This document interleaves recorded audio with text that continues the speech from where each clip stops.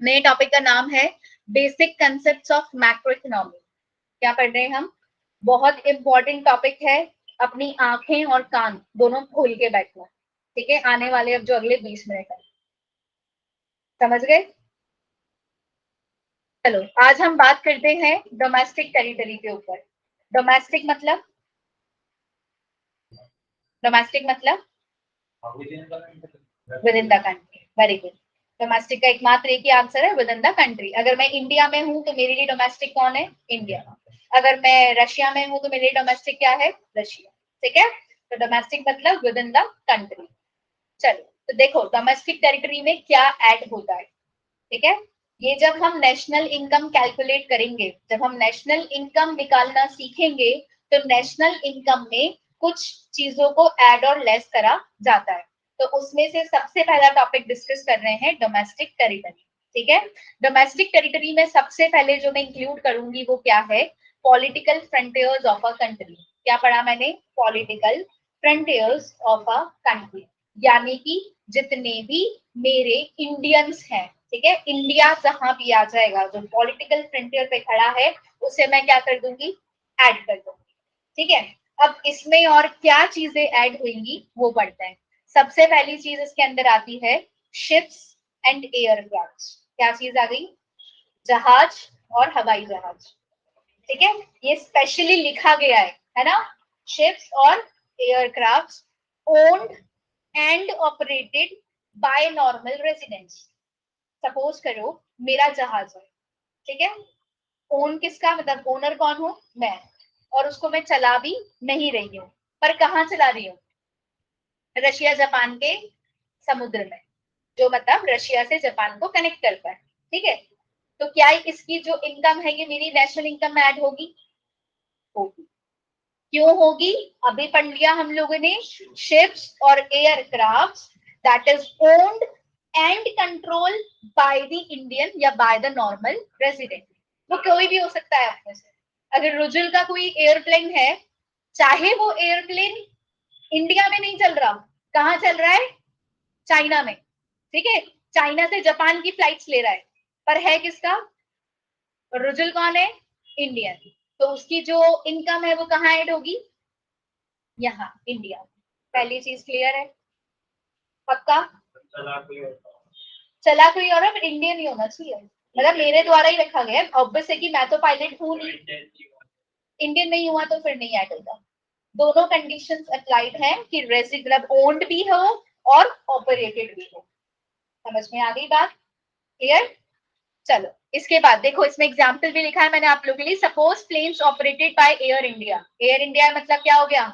किसका है? इंडियन है। In between Russia and Japan, कहाँ चल रहा है? रशिया से जापान के रूट पे। Are part of domestic territory of India. Clear बात? क्या ये पिक्चर क्लीन है? ठीक है, अब आ जाओ नेक्स्ट। ये तो जुड़ेगा ही, साथ में अब एक चीज और जुड़ेगी, दैट इज फिशिंग वेसल्स।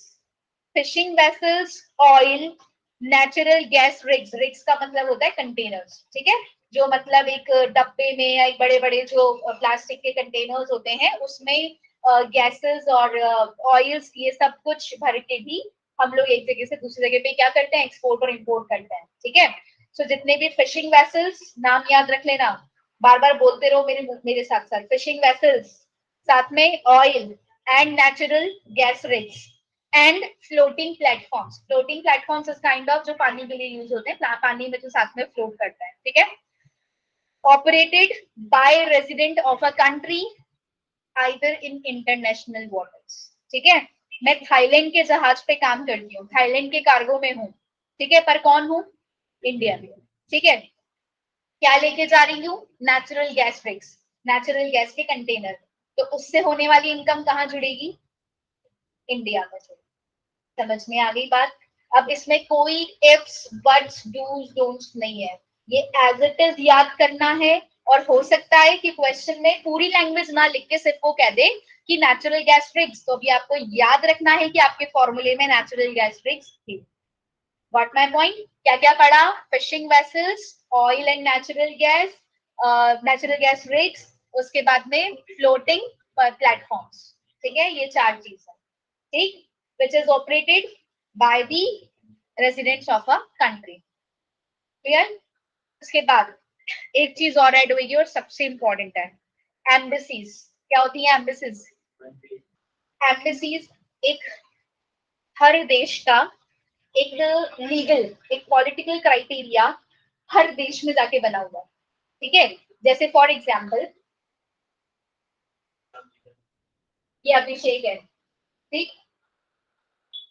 अभिषेक यहाँ से गए हैं यूएसए घूमने, ठीक है?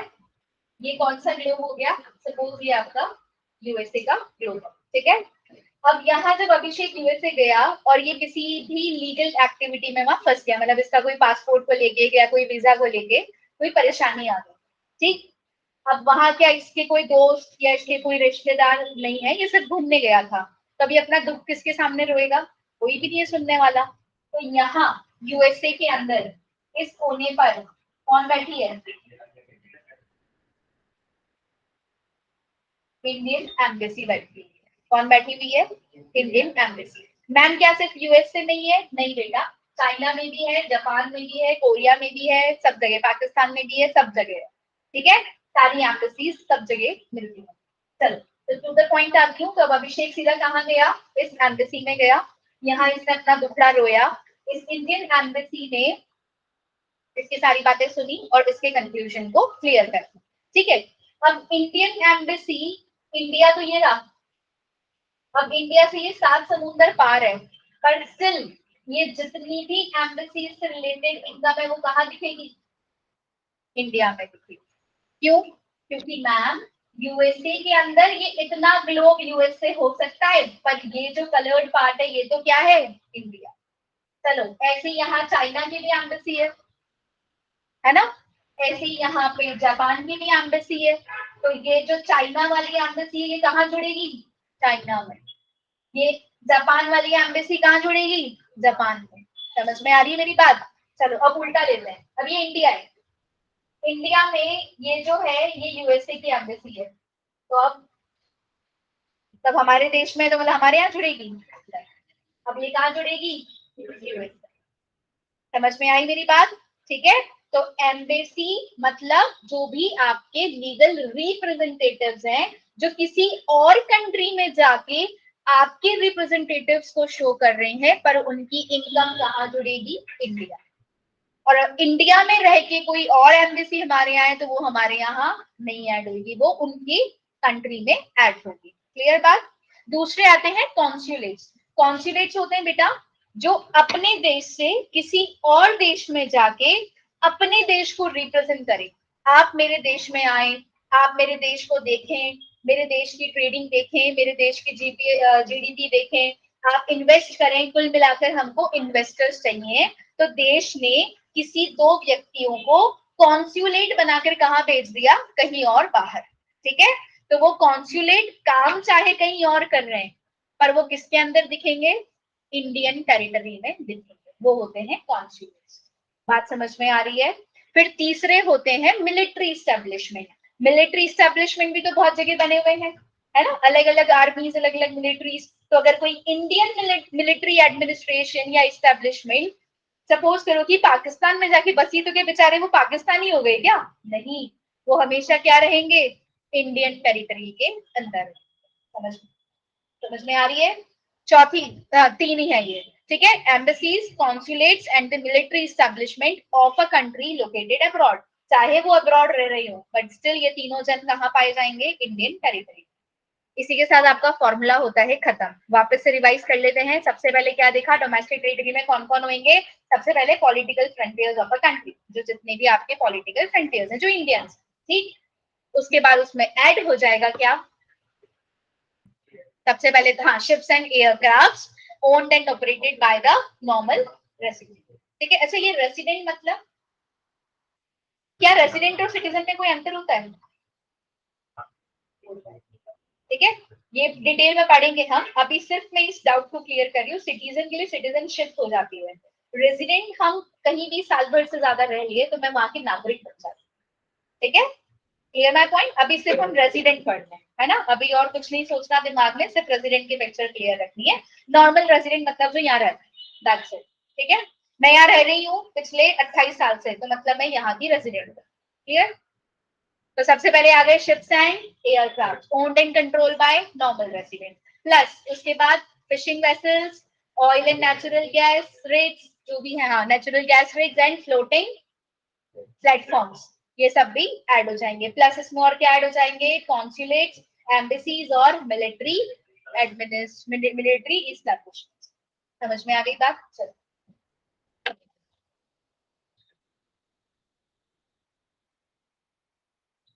अब मेरे क्वेश्चंस का आंसर देना।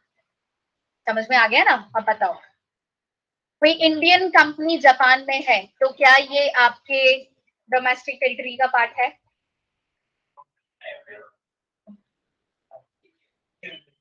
एन इंडियन कंपनी, सिर्फ सिंपल सा नाम है, कोई इंडियन कंपनी, सपोज मेरी कंपनी जापान में। धर्मेंद्र, हाँ, क्या रिपीट करो क्वेश्चन? तेरी आपके सामने। An Indian an Indian company in Japan, तो क्या ये डोमेस्टिक टेरिटरी में काउंट करूंगी क्या? हाँ, जापान में कोई कंपनी है, अब कंपनी है तो प्रॉफिट कमाई रही होगी, तो जो उसकी इनकम है वो जापान में काउंट करी जाएगी या इंडिया में? इंडिया में करी जाएगी। अभिषेक, इंडिया में करी जाएगी, इंडिया में करी जाएगी, पक्का? रुजुल, नहीं करी जाएगी। दिव्या, पीछे दिव्या, नहीं करी जाएगी।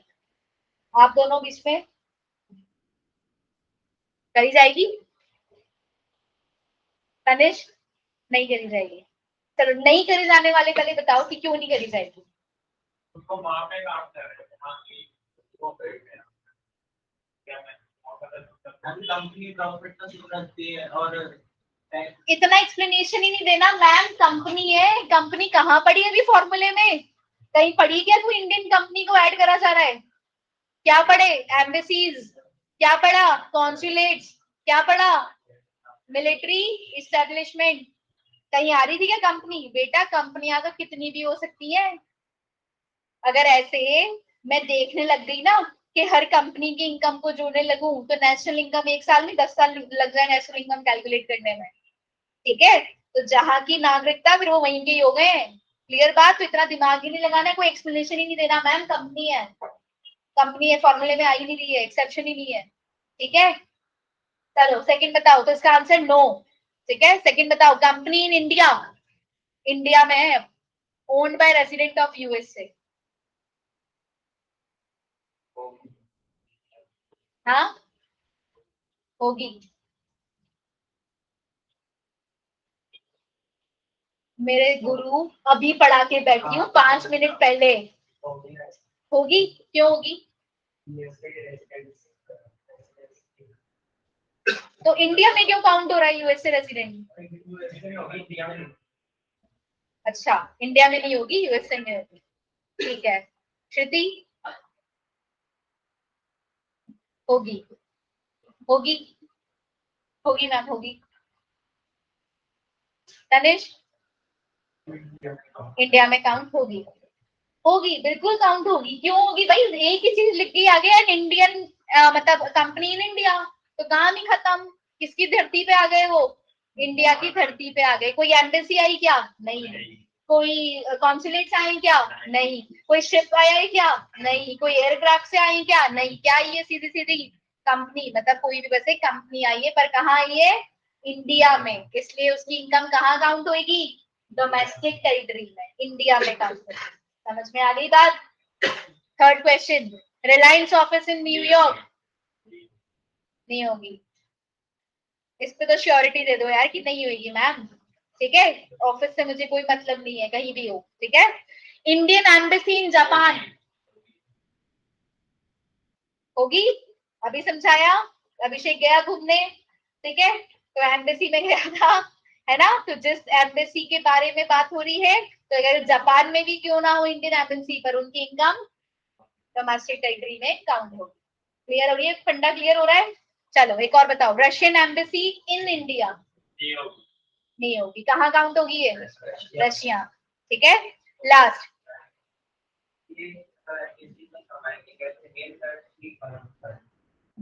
एम्बेसीज में जहाँ के हैं वहां की करेंसी कमाते हैं। मतलब जैसे ऐसे होता है, हाँ उनको कन्वर्जन रेट मिलती है, कन्वर्जन रेट मिली जाती है। Tata rented a building to Google in USA. हमारे रतन टाटा ने एक अपनी बिल्डिंग किसको दे दी? गूगल को, जो कहाँ है? यूएसए में। तो क्या ये ऐड होगी? क्यों? क्यों नहीं होगी?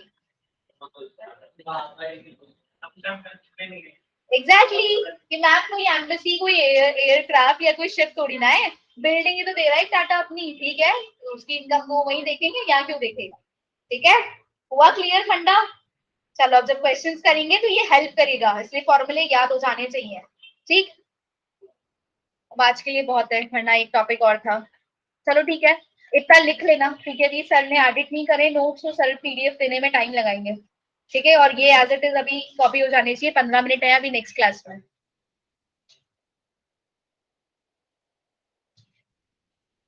यहाँ से स्टार्ट करना है आज आप लोगों को, है ना? हो जाओ चालू।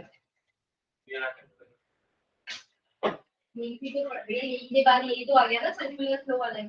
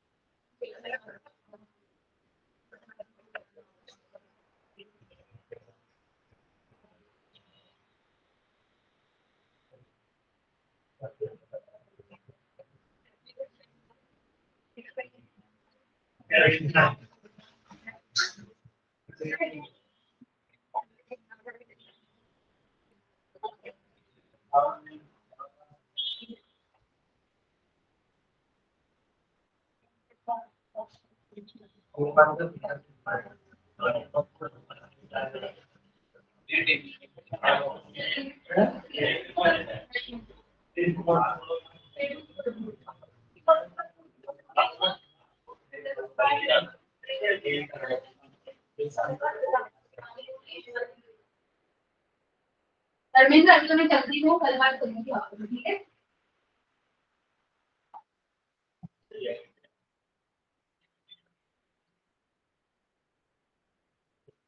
अभिषेक पापा जी के साथ इतने मिलने